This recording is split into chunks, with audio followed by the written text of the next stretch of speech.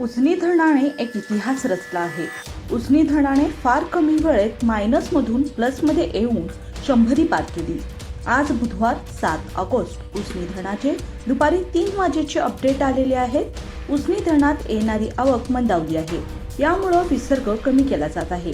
सध्या किती क्युसेकने आवक येत आहे तसेच किती क्युसेकने विसर्ग सुरू आहे हे आपण या व्हिडिओच्या माध्यमातून पाहूयात.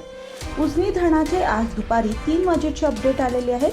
त्या अपडेटनुसार उजनी धरणामध्ये 21,542 क्युसेकने पाणी जमा होत आहे. आज सकाळच्या तुलनेत आवकमध्ये घट झाल्याचं पाहायला मिळालं.